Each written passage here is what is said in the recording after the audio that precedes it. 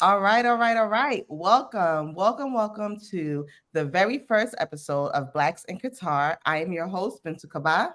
Today, I have some lovely, lovely ladies joining me. I have Kim Jugroop. Did I say it right? Kimeera Okay, yeah. Jugroop, yes. Kimeera, she comes from South Africa. Kim, you can tell them a little bit about yourself. So my cultural roots are from India. I'm Indian, but I'm born and raised in South Africa. I'm third, fourth generation South African. Yeah. Okay. So Okay, that's why you look Indian. Oh, I think we've lost Kiana right now, but we're gonna bring her back in. Um, and we have Chionne Williams. Kiana comes from the United States. Kiana, can you tell them a little bit about yourself? Sure. So, yes, I'm from the US, born and raised in Philadelphia, but I've lived in New Jersey, South Jersey to be exact, for probably about 9 years now. Okay. So, yeah. Okay, so as you can see behind me, for those of you who are watching visually, I asked my co-host tonight to pick their favorite place in Qatar and to post it.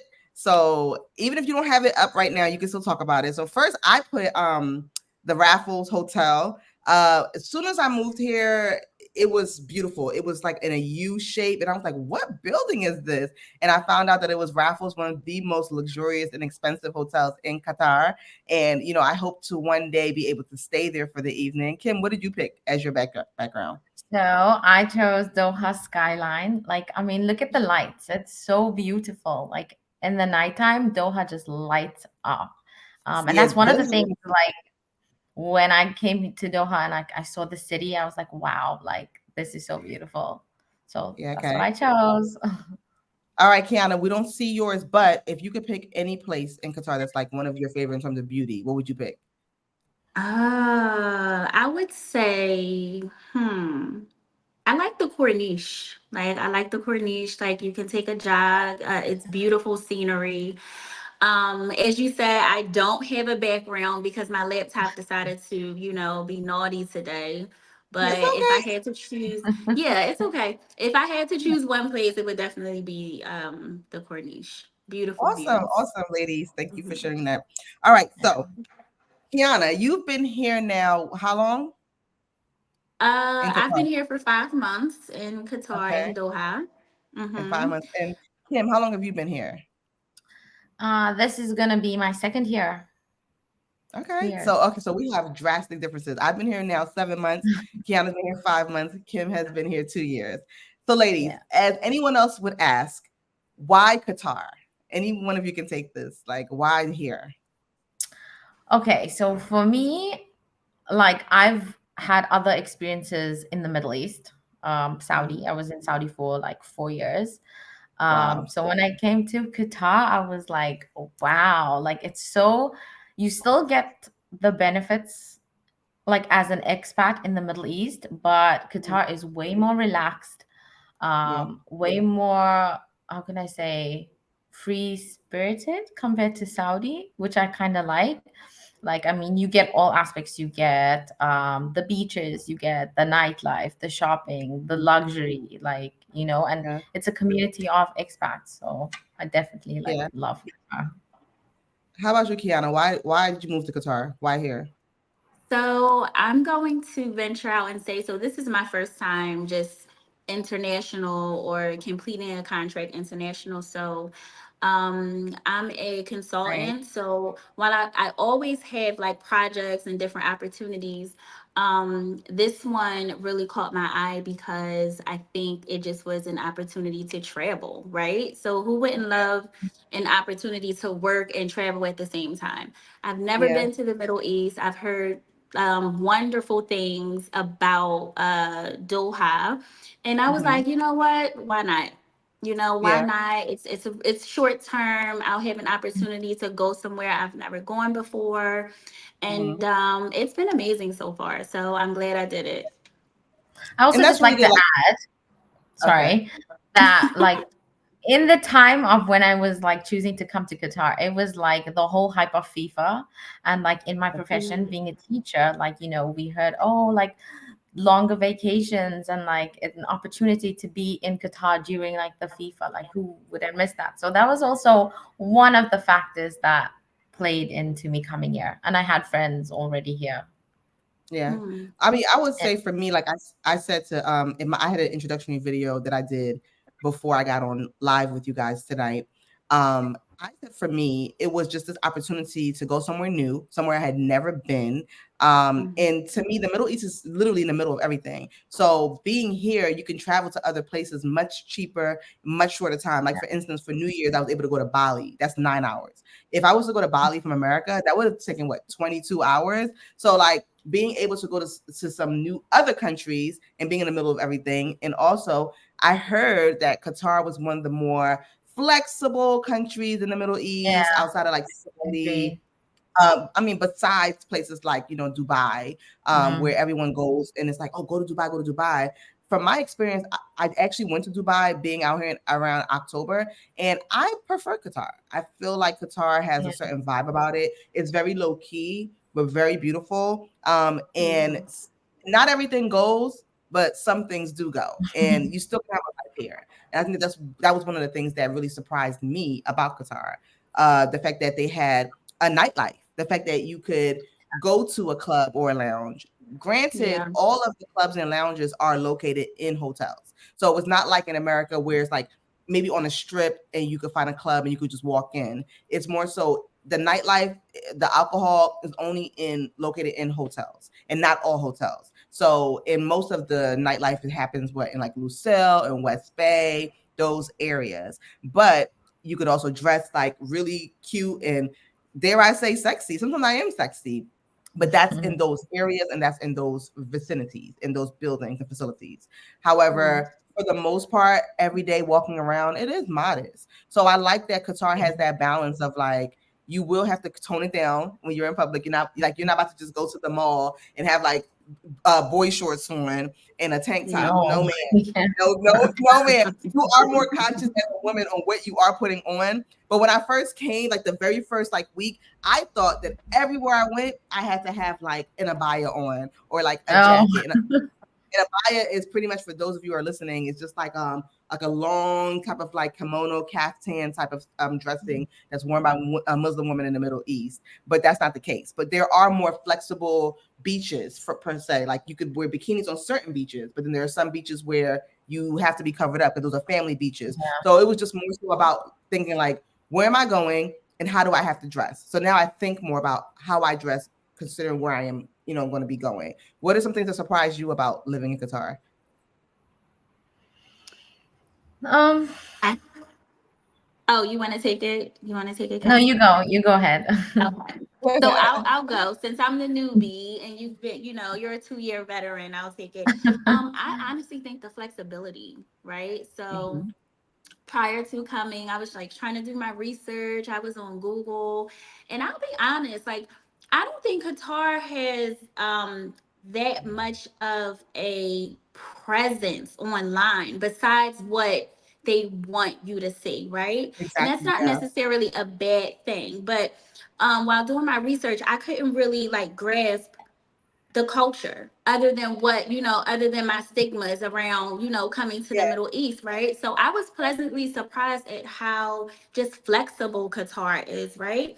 It's literally just like another city. It's just like another city, but just a little more peaceful, Oh, absolutely. quieter, and it's just beautiful. So I think And just being clean. able to and clean, Yeah, yes. So not really and having safe. to Yeah. be so strict and like so covered. Not that we're walking around with, crop tops on in the street, No. but I was expecting to have like a strict dress code and to not be able to say certain things. I was actually expecting a language barrier.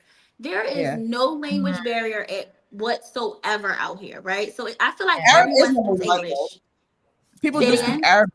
everyone does speak Arabic, and that's the main language. Right. But everyone also speaks English. So it's English, like, yes. So you I know, think actually that's the most surprising thing to me. Like I really thought I was going to have like my Google Translator and like a book. Like, excuse me, what you say? But that wasn't the case. for real. Like, but like, we Yeah. can't front though. Like, even though it's flexible, and even though like everyone speaks English, you do see a change in terms of like, you know, you not to get too wild and crazy here. Like, we do notice our tone. Like when we're out and about, if we're being too loud, we know to tone it down because people will stare at you. They'll be like, you know. Yeah. So like, I know my pitch of my voice. I try to bring it down here because it's so peaceful. Everyone is just like chilling and doing their own thing. But as soon as you go like, no, it's none of that, Yeah. you know. So like, Yeah. and you don't see like recklessness going on, like people just coming out of nowhere fighting or yelling. Like, I don't know. I just feel like everyone has a groove here, and everyone is really respectful of each other in the country. You I know? mean, like to add on to that, even like with road rage, like you don't even see it. Like, there's no like honking, people getting out of their Well, there's cars or cameras everywhere. Literally, Yeah. there's cameras everywhere. You can get a ticket for anything, and apparently the ticket prices are really, really high. So no one wants to get pulled over in Qatar. Like, they don't play games here when it comes to that. You know? Did you remember that video?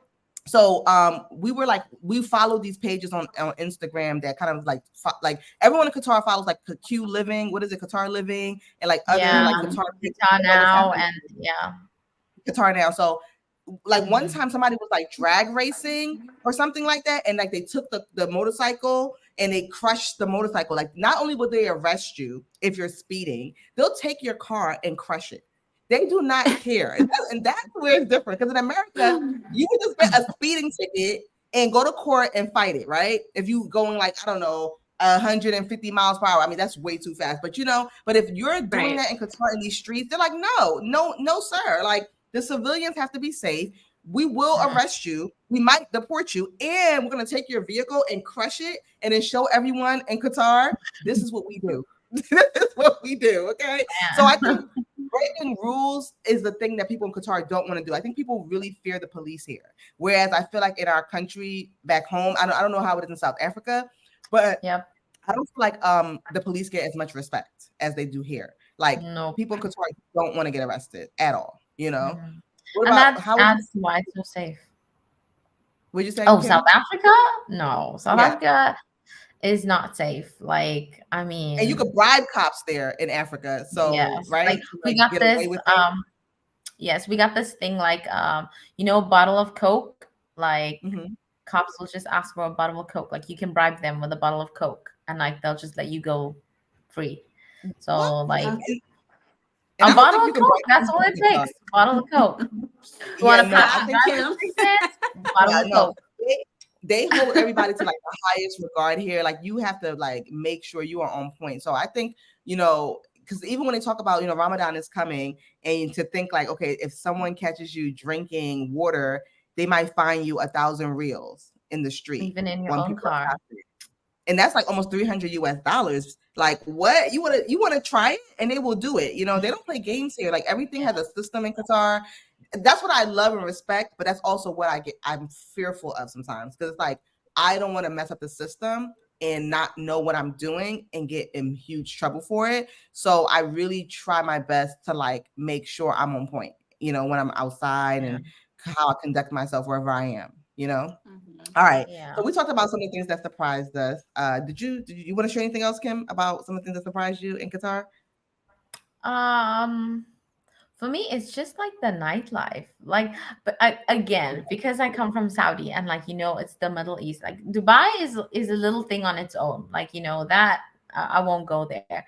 But like, I was so surprised. Like, the amount of beach clubs, nightclubs, like, we outside here. We be outside. Listen, like people tell me all the time, because on the Blacksinqatar TikTok and the Blacksinqatar Instagram, I try to show like the best restaurants that I go to, the places that I go to hang out, and people are like, "Wait, you're going out where? Where are you?" And I'm like, "I'm in the Middle East. I'm in Qatar." And I think for me, I always pack going out clothes no matter where I'm going. So I always put in my mind, it's a party anywhere in the world, But I had no idea how much it was a party here. Like, our social life is crazy. But I think that's another thing that surprised me. The fact that there's such a social life here that you could spend a lot of money. So before I get into that, let's talk about, do you feel like you are paid well here? And does it match up to the lifestyle here? Let's talk a little about that, because people ask me all the time about that. So do you think you get paid well as a teacher, as a consultant? Like, what are your perspectives on that? Would you, Oh, to me you or want to me to Kiana? go first? Oh, I'll go first again. Go So ahead. I would say yes. I am paid very well as a consultant, as an expert. I don't think I would have taken the opportunity if I wasn't. But no, yes, I'm paid very well. Boss. Well, this is the thing, right? So Mhm. I'll be honest. The standard of living here it's high. Yeah. It's high. The cost of living here is expensive. It's not Mhm. depending, I would say depending on, and correct me if I'm wrong, Kim or Bintu, if you feel differently. I think depending on where you're from, because there Yeah. are different Yeah. prices for everything, including your apartments. There are different levels of grocery stores that you can shop Yeah. at. There are different levels of clubs and like outings, because we have For sure. outside, we have West Bay, we have the Pearl, which is considered top tier, right? Top But tier. Mhm. I will say that to circle back, I am paid very well. Mhm. Um, in comparison to just the standard and the cost of living here. Mm-hmm. So before you answer, Kim, I just want to clarify to everyone listening, you are also not paid here according just to your qualifications. It's also according to your nationality. So therefore, if you hold an American passport, and also like Canadian passport, British passport, those are considered really high standard. And I think you said South African as well do well here.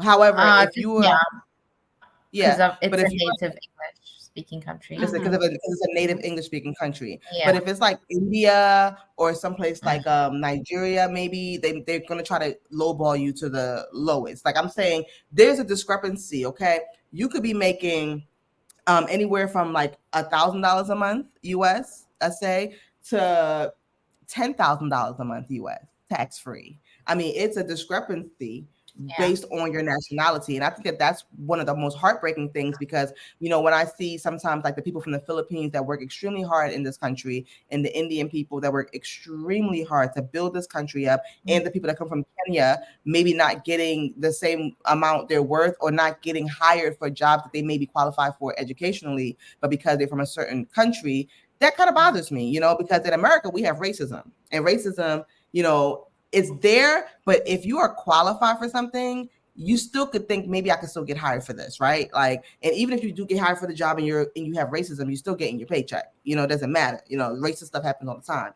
But here, they won't even look at you to be a teacher, maybe, or look at you to be a consultant if you don't have what they respect, a country that respect passport. So that's where the discrepancy comes. But if you are an American person that want to come here, or a British person, hey, you might be getting them dollars, and and it's tax free, and you're not going to be paying for rent. So your employers, they are basically your sponsors, and they have to put you in great accommodations. I have a friend here who does HR. I'm gonna get him on our show, and he's making really good money. He's living in like a penthouse, 2-bedroom penthouse, literally in West Bay. And back home, none of us could afford this penthouse. Like, and it's located in a W hotel. You get what I'm saying? Like, none of us. Well, I'm not gonna say none of us. We don't know. I'm not gonna look in each other's. I'm not. But I'm just saying, we wouldn't want to pay for something like that. We think, oh, let's just buy a house. We wouldn't think, okay, let's be in his penthouse, But he's living the dream, And I'm a teacher, so for me, it's comparative. It's the same thing to me, It's the only thing is I get to spend my money on what I want to. I'm not paying rent, so I can either save that money, that rent money, or I can spend it traveling and doing what I want. This first year, I've been really spending it doing what I want. I'm not gonna lie to you guys. Like, I was fortunate enough to have saved a certain amount of money before I came, that I can do that with my paycheck this year. Next year is going to be more so my saving year. But I feel like this year, I don't feel like I'm saving like that. I feel like because of the type of lifestyle I'm living, going to the spas, going out with friends, the brunches. Brunch is very big here. People go to brunches on Fridays and Saturdays, going to great dinners, beautification, paying for my workout classes, like doing all the things that I necessarily probably wouldn't have been able to afford in America. That's what I'm doing, and I'm loving it. And I do not, believe me, I don't even blink Okay, I just pay my money and I go and I'm happy. So Doha has made a place for me where I can just live my life how I want at the quality and the standard that I feel like I deserve and be happy about it. How about you, Kim? Do you feel like you making good money? How do you feel? Well, comparing it to South Africa, yes, it's definitely worth it to be here. But if I look at my profession and if I'm looking at living here, I would say it's kind of like the equivalent. So Yeah. basically, if I was like living here, like I'm a citizen here, Yeah. I would I would be considered like what I would be making in South Africa. But Yeah. because I'm an expat here and it's tax free, it's so much better. So I definitely think it's worth it being out here. Yeah. And also, It's yeah. in some regard, like I'm a teacher, the quality is better than what I would be in South Africa. Like, Teachers I come from a teachers in third America would world. not be living the way we live. Okay. That's why I was Yeah. like, at the end of the day, it's still better because we're not paying that rent. We're able to do whatever Yeah. we want. We're able to travel however we want. So in a way, it's like, Yeah. yeah, I am making more money because I'm able to do stuff, but also quality things cost less here. You get what I'm saying? Like That's true. I can go to the Four Seasons spa and pay for that Mhm. spa day, and I'm not going to spend $400. It might be half, it may be Mhm. $200. It's a lot in Yeah. their money, but when I transfer my money to American dollars and I'm spending through my Yes. American account, I'm like, what? I'm getting this amazing spa day for like $200, and like a 5-star hotel is not going to cost as much as it is in America, and you don't pay a deposit for hotels in Qatar. I mean, I guess you don't Yeah. do that in a lot of Oh, places I overseas. love that. It's very simple. Because Mhm. it's Things very here simple. are Yeah. Like so easy, so simple. yes, Just Yeah. you and want they it, gave me you a credit. got it. They gave me a credit card when I came, so I was like, oh, I don't have to fight tooth and nail for this credit. Let me just, you know what I'm saying? So it's. I think for me, seeing how I live here, it would be pretty hard for me to go back home Yeah. because I would be giving up so much. Even though I know this is not my home and I can never really be a citizen here. And actually, they do cut you off. Like if you become a certain age and you can't work Yeah. anymore in Qatar, like what? Like what's the age limit? Like I what? I think think 50? it's it's 60. Is it 60. 60? I think it's Yeah. Yeah. 60. 60 So for you would have to leave. female, You 65 for can't male. work, you can't volunteer, you can't do anything. You can't do anything past 60. So you would have to leave eventually. Qatar doesn't play those games. Like nobody that's not Qatari born and bred like through the royal line of people, like you're not getting Qatari citizenship. So, so enjoy your time while you're here, So that's all I Yeah. can say And about that's that. that's the thing. I feel like living here is kind of like there's two things. It's like for me a paid holiday because like my Yeah. rent, I'm not paying rent, not paying Mhm. taxes, like my money's tax free, no utilities, like transport, like I mean, I ride the school bus. Yeah. Mhm. But it's also I'm living in a bubble. It's like a Yeah. fantasy bubble world. Like it's It is. as much as I want to, I would say it doesn't feel like reality. Like, reality is when I go back home. I have to deal with that Yeah, and stuff. I definitely felt that when I went back home in December. I felt like, wow, like my life is like a dream come true. And when I go Yeah. back and I see the things that people are going through and the suffering, it's like, dang, like this is why I left. I'm not gonna lie, like it makes me feel like let me work harder to stay my ass here until I can find a better plan. Because going back, I didn't even realize until I came here and was going through my detox and my healing, how depressed I was back home and how being in that rat race of America and trying to pay, Rob Peter to pay Paul, how that really impacted me as a person, as a human. Like I wasn't the best girlfriend I could be. I wasn't the best teacher I could be. I wasn't the best friend I could be. I wasn't the best daughter I could be because I was just so down and I just wanted to be in my bed when I came from work. And I wasn't happy like that. And I'm happier now. And it shows in everything that I do and my output. But we got to talk about it. What has been the hardest part about living in Qatar? What's like So For the I me, was going to jump in. I keep seeing these okay. notifications. So I was going to jump in and say I don't want to create like a false narrative for people watching. yeah. Because anywhere you go in the world will have its Mhm. plus and minuses, right?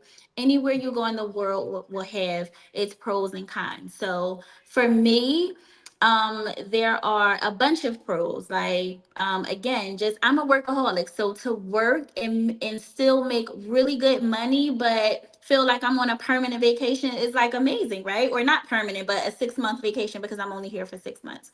Um, the just the exposure for me is just awesome, and just getting to know a different culture and learn how the other side of the world works and operates has been just eye-opening and breathtaking for me, right? But then on the Yeah. other side, I know that home is home, right? Home is Yeah. home. The US is home for me. Like my family is there. I have a son. My son is there. My fiance is there. My mom, my sisters. So, while I do love Doha, I will speak highly of Doha. Bintu, I know you and I have gone back and forth about this is my new home. I love this. In reality, it is really a nice place, right? When you come here, you just feel peaceful. All of those intrusive thoughts, for whatever reason it is, they just go away. And I think Yeah. it has a lot to do with just the calmness of where we are, right? Yeah. um but to wrap it up, I just think that everywhere has its plus and minuses. While I love being out here, I am kind of on the different end of the spectrum. I'm still excited to like go home and be with my family. Well, what's been the hardest part though of being here? What has been hard for you? So, so the hardest part has just been being away from my community, like being away from my family, my son, my sisters, my fiance, my friends. This is the thing. Even back home, it's not like I was at my mom's house every day. You know what I mean? I wasn't like at my girlfriend's house every day. But it's a mental thing, right? So to know that I can't just get in the car and drive to my girlfriend's house, or come home from work and see my fiance and my son, it's a mental thing. So I'm not used to that. So that has been like the most difficult part of Yeah. me being out here. But other than that, nothing, because Kim, it's really dope. It's nice being out here. how about you, I Kim? think What's been hard for you? I think it's for me, it's like missing my family and like, certain occasions and events not being able to just like be there or catch a flight because like I have commitments here, Yeah. obviously. So I Yeah. think that's the hardest part for me. Um, I did think that it would be loneliness, but I feel like I've made a bigger network of friends out here than I do back home. And I think Yeah. it just is because we're all expats here and we all Yeah. look for that connection. We all look for that Yeah. like, Yeah. togetherness. Like we all just That's true. build connections and It friendships. And becomes that's why I think, family. yeah, Yeah. like my friend community, my friend network connections is kind of stronger and bigger here than back home. So like as much as I miss everyone back home, I'm grateful for what I got here too. Mhm. Mhm. For me, it's been having no access to cannabis. I think cannabis ran my life for so many years, like morning, noon, and night. I was like, it was how I coped with things. It was how I connected with certain people. Um, it was how I created, you know. But since I've been very mentally clear, I remember what it was like now when I didn't partake in any of that, how I still was a creative and how I still was okay. And actually it actually has helped to enhance my lifestyle to where I am way more physically fit and I'm working out and all those things. But every now and again, to just kick back and smoke a joint with a friend, like it's so chill. It's just like, let's just go. But here it's like, no. So I had to deal with my emotional stuff.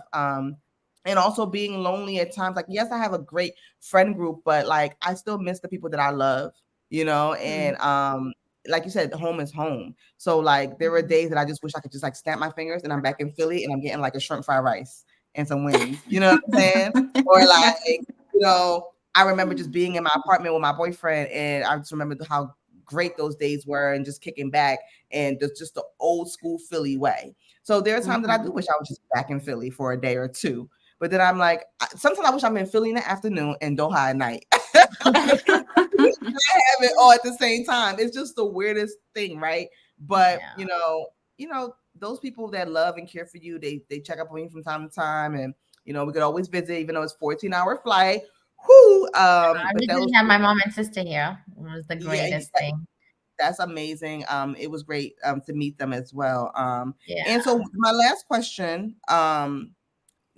for you guys both mentioned, you have a fiance, or she mentioned she has a fiance. And I guess the question is like, how has dating been while in Doha? So I guess I'll answer first because I'm the single one on the call. So I came here and I had just broken up with my love, and I had to heal through that. So I think I tried to download an app, and then I realized that it was actually worse online dating here than back home, because at least back home you could find a potential person you could be with, that they might try. Here it's a thing where, because everything is so temporary, because anyone could leave at any time, the men kind of treat the women temporary. And because Doha is such a fun place, and it's a city place, and it feels like a vacation, it feels like a never ending vacation. So people it's like a lot of hookup culture. And it's like, to find a relationship is like a needle in a haystack. People might complain about that back home, but it's even worse. I'm trying to tell you guys. And then I really only like Black men.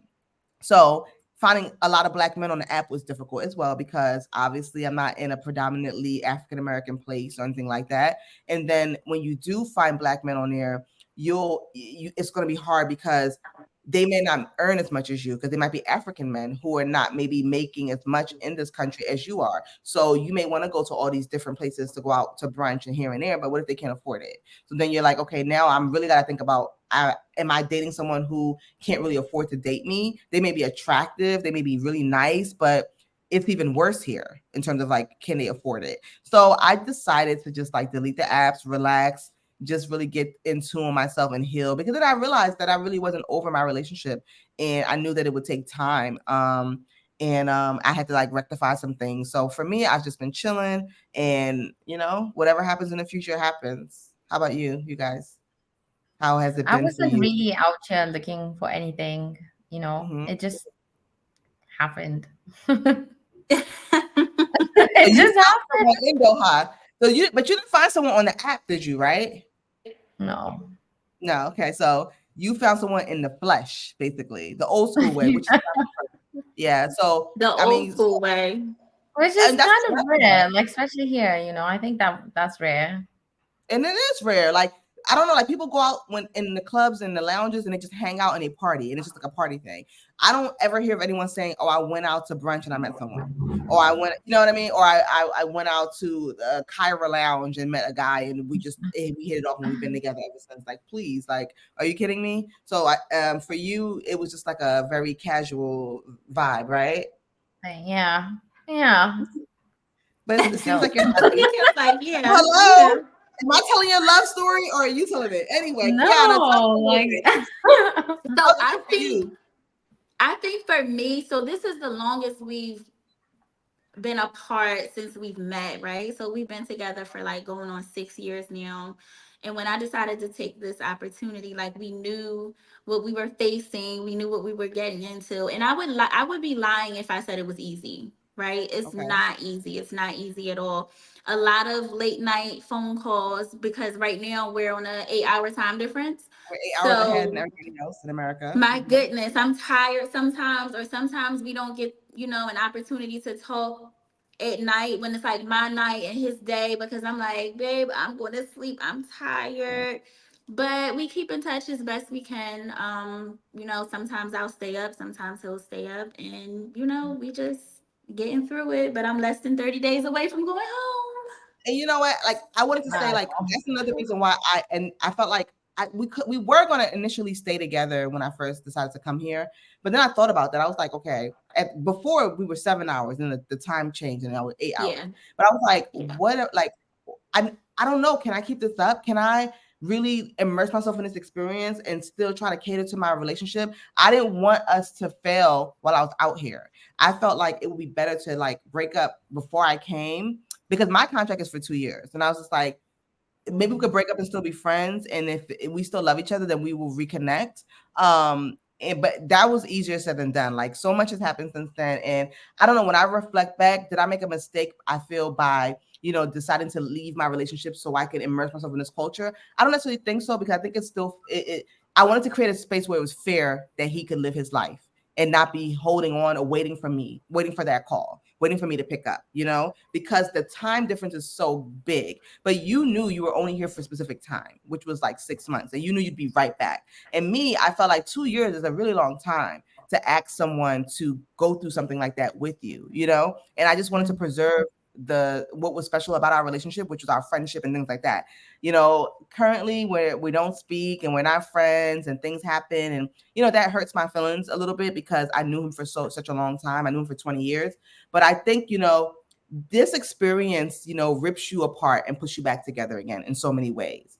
And so I think I've learned so much about myself and about how I deal with just commitment and relationships and what I need moving forward in life and what I'm willing to give and how I should give to others. And I think for me, whether or not I connect with this person again or move forward with someone new, I think I've become a better person than I actually was when I left, you know? And I think that for me, that's what Qatar has taught me about dating and love. It really shows me, like, you know, if you really want it, you got to be in it. And you got to be kind to others and kind to yourself and patient. And I think that I lacked patience before I came. And I think I have way more patience now for the things to come. Because I've been single for 7 months now. And you know what? I'm glad I have been. I'm glad I took this time to myself. And I'm just having a good time, meeting new people, eating good food, and just having a good time. So Oh my before we go, goodness. We can do a whole nother segment on the food, okay? yeah, We But can I do a was whole gonna nother say the segment on the restaurants, food. the eating places. Yes. yeah, we got to get back and talk about that another time. But before we go tonight, let's play a game. We have I'm gonna do a little 5-minute timer. And so I know you guys have watched online and said, you know, those little things like, you know, I'm a Pisces, or I'm a teacher, and you know, and then they say like things that come after. Of course I'm gonna da da da. Of course I'm gonna. So we're gonna play a game. So I live in Doha, of course, you know. So I want to know. So you guys, I'm gonna give you guys each 30 seconds. Ah, Yes, in 30 seconds. We're not gonna. You want to be here all night? Okay. So okay. So I'm gonna give you a quick moment. Think about it. Think about what do you want to say. Like, I live in Doha. Of course, what? You know. Yeah. So let's have a little bit of fun. Okay. Who wants to go first? I'll go first. Okay. I'll go first. Go. I live in Doha. Of course, I'm going to go to brunch on Friday. you just stole mine. I swear. I Go. was gonna You say want to jump in? Go that. ahead. You can jump in. I live in Doha. Of course, I'm gonna catch an Uber everywhere I go. Period. I live in Doha. Of course, I'm going to order Talabat for everything, groceries, dinner, whatever. Okay. I mean, I even live in Doha. medication. It's mad. Yes, I live in Doha. Of course, I'm going to use. Oh, there goes the timer. I live in Doha. Of course, I'm going to use the pump in the bathroom. Like, clean my toe. Okay. What else? Oh, We could come up with a couple more. I live in oh, Doha. Um, I it's live so in much Doha. stuff. There's so much. It's just not coming. It's just not coming right now. It's not It's coming. not. It's okay. Thank you guys for playing. Before we Oh, go this was tonight, so though, nice. yeah. Before we So go, cute. if you could give someone, so this part of the show is going to be called Free Game. And before you go, I want you to think about one piece of advice that you want to give somebody who is thinking about moving to Doha. Like, what is some free game that you would give them? Like they just absolutely got to know, think about, do whatever before they move here. I would say if you are thinking about moving internationally and becoming an expat, negotiate your contract. Do not accept the first offer. You do not have Oh, to. that's a good There's one. always room to negotiate. Do not think just because they are offering you the position and you're moving, across the country and your accommodations are being paid for that's the golden ticket. They have to, they meaning if you're moving and they're sponsoring you, they have to provide accommodation. So don't let that line item fool you. Also, if you have a family and you know that the contract is going to be long, like a year or more, you can negotiate them sponsoring your family as well. If they really want you, they will sponsor your family. My contract was only for 6 months, so I did not want to ask for that, but you can ask for that. So that's my piece of advice. That's actually Yeah. awesome advice, Kiana. Yeah, How that was about really good. That's really good because I know my sister is trying to come out here as well. So, yeah. I mean, she was here on vacation and she loved it so much, so she's considering coming. Okay. Yeah, I think it's like, you have to how can I say, know what you're looking for and don't just like accept anything, because Yeah. you obviously, they start you off low. So, you have to start off high and work your way until you negotiate. I'd also Mm-hmm. say, like, don't be scared. A lot of people, like, when they hear Middle East, like Mm-hmm. Qatar, like, they're scared. Don't be scared, because like it's a whole other world out here, and it's fun. It's fun. There's other Mm-hmm. people out here just like you, started from the bottom, making their way up. Everyone's living comfortably. So, like, don't be scared. Do it. Just take the chance. I mean, if you don't like it, you can always go back home. Yes, you can. So Yeah. don't be scared of failure. Ladies, you guys were amazing tonight. Thank you for dropping those jewels. Thank you for sharing your experiences. Thank you for having a little bit of fun with me and just keeping it Thank you for really having real. us. Yeah. Yes. So Yes. Thank you anyone, so much.